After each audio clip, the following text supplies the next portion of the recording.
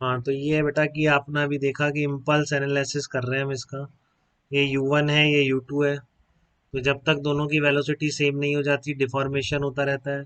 उसके बाद same velocity से जब दोनों अलग होते हैं तो रिफॉर्मेशन की प्रोसेस है। तो मैं कंजर्वेशन ऑफ लीनियर मोमेंटम से लिख रहा हूँ। From conservation of linear momentum.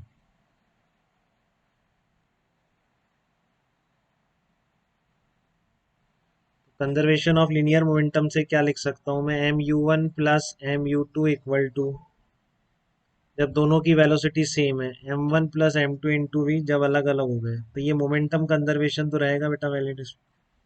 ठीक है।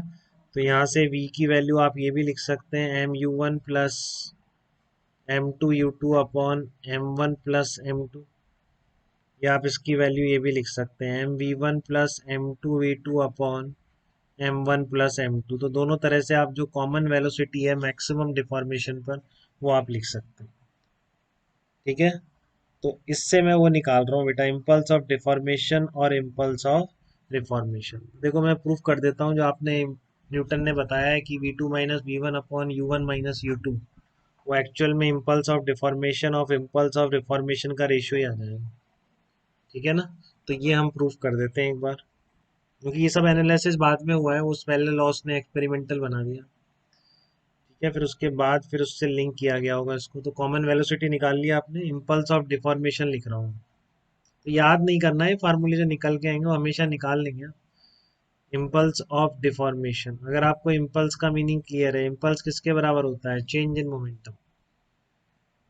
ठीक है। तो जेडी फॉर दोनों बराबर आएंगे, देखो डिफॉर्मेशन फॉर m2 लिख रहा हूं मैं। m2 के लिए क्या लिखोगे, m2 पे जो डिफॉर्मेशन इम्पल्स लगा है वो किसके बराबर होगा, m2 के फाइनल मोमेंटम माइनस m2 के इनिशियल मोमेंटम, यही होगा क्या बेटा।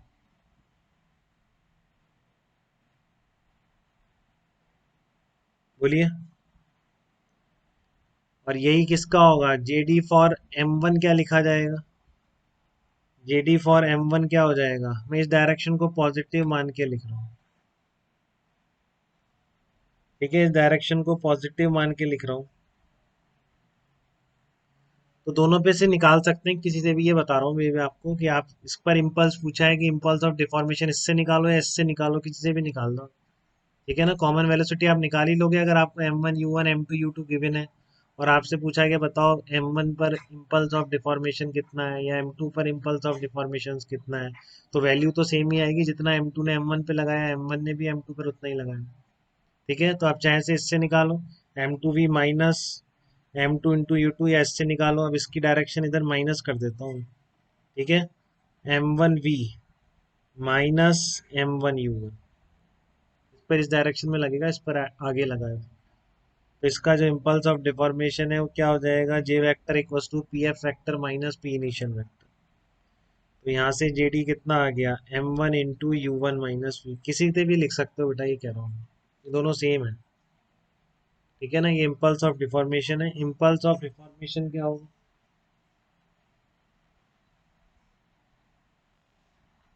इम्पल्स ऑफ रिफॉर्मेशन,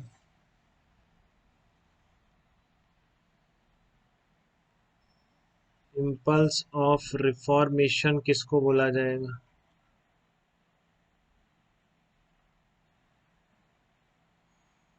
ठीक है ना। इम्पल्स ऑफ रिफॉर्मेशन का मतलब है कि आप जैसे फॉर m2 ले लीजिए, तो m2 का फाइनल मोमेंटम कितना है, m2 v2 कहाँ से शुरू हुआ है, कॉमन वेलोसिटी के बाद से शुरू होता है रिफॉर्मेशन। तो कॉमन वेलोसिटी के बाद मोमेंटम इतना हो गया, और जब शुरू हुआ रिफॉर्मेशन तब वेलोसिटी कितनी होगी, यही होगी उसकी v के बराबर। क्लियर है बेटा। ये आपका m2 के लिए हो गया। इसी तरह से आप m1 के लिए लिख सकते हैं, फॉर m1 रिफॉर्मेशन क्या होगा, माइनस जे आर, उस पर तो इधर लगेगा, equal to m1 final velocity minus उसकी इनिशियल वेलोसिटी। तो जे आर कितना आ गया, m1v माइनस m1v1। तो आप ये दोनों सेम ही आएंगे। ठीक है ना। वो आप वैल्यू v2 की पुट करेंगे, v की वैल्यू जो आपने निकाली है मोमेंटम कंजर्वेशन से, तो इक्वल आ जाएगी। किसी से भी निकाल सकते हैं, ये क्या, ठीक है ना।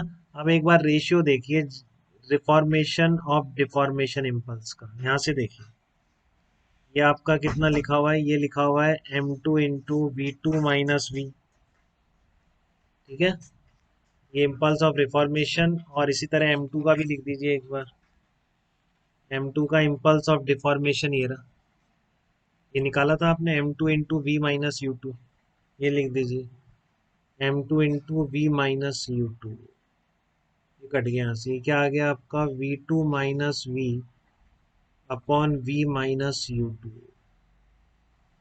ठीक है। अब v आपने निकाला हुआ है बेटा वहां से, ठीक है ना, आप इसमें v की वैल्यू रिप्लेस कर दीजिए, रिप्लेस v, रिप्लेसिंग v की वैल्यू रिप्लेस कर दीजिए आप इसकी जगह, ठीक है ना।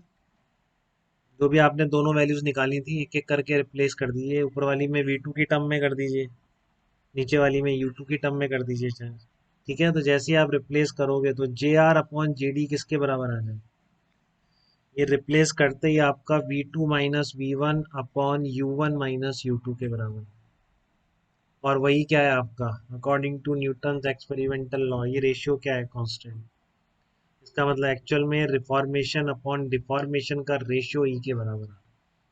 तो इसलिए आप कहते हो इलास्टिक कोलिजन में कोई डिफॉर्मेशन नहीं बचा, ठीक है ना, इलास्टिक कोलिजन में कोई डिफॉर्मेशन नहीं बचा, इसका मतलब क्या होना चाहिए, ये दोनों इम्पल्स बराबर होने चाहिए, और इसका मतलब क्या होगा ई की वैल्यू क्या हो जाएगी, वन हो जाएगी। इसलिए इलास्टिक कोलिजन में मैं बोलता हूँ कि कोफिशिएंट ऑफ रेस्टिट्यूशन ई किसके बराबर आ जाएगा, वन के बराबर आ जाएगा, क्योंकि एक्चुअल में ई किसके बराबर है, रिफॉर्मेशन इम्पल्स और डिफॉर्मेशन इम्पल्स के बराबर है। इलास्टिक कोलिजन में ये दोनों इम्पल्स इक्वल हैं, तभी वो बॉडी पूरी रिगेन हो पाएगी, ठीक है। तो जब दोनों इक्वल हैं तो ई इक्वल टू क्या आएगा, वन आना ही था, तो इसलिए मैं इलास्टिक कोलिजन में ई की वैल्यू कितनी कर देता हूँ, वन कर देता हूँ। बेसिक पॉइंट इसका ये है कि आपको एक तो ये पूछ ले कोई, ये डेरिवेशन तो कोई नहीं पूछता आपसे, प्रूफ करो इक्वल टू वन है, मैंने जस्ट बता दिया आपको थोड़ा फीलिंग आ जाए, ठीक है। बट लेकिन अगर इस टर्म में कोई पूछ ले कि बताओ इस कोलिजन का इम्पल्स ऑफ डिफॉर्मेशन कितना है, इम्पल्स ऑफ रिफॉर्मेशन कितना है, तो आपको लिखना आना चाहिए, किसी भी पार्टिकल से लिख लें, कॉमन वेलोसिटी आप निकाल सकते हैं मोमेंटम कंजर्वेशन से, फिर जिस भी टर्म में पूछा हो उसमें कर दें जो भी गिवन हो, ठीक है। बट ध्यान रखिए डिफॉर्मेशन कहाँ तक है और रिफॉर्मेशन कहाँ तक, रिफॉर्मेशन के लिए टू पार्टिकल का फाइनल माइनस स्टार्टिंग कहाँ से रिफॉर्मेशन की, जब मोमेंटम कितना था, दोनों कॉमन वेलोसिटी थी, तो ये इम्पल्स ऑफ रिफॉर्मेशन है। और डिफॉर्मेशन कहाँ से स्टार्ट हुआ है, जब इसकी इनिशियल वेलोसिटी u2 थी, फाइनल इसकी कॉमन वेलोसिटी तक पहुंचा है, तो इस तरह से लिखा जाए, किसी से भी लिख दीजिए, ठीक है बेटा, यहाँ तक की बात है। तो ये सारी पूरी कहानी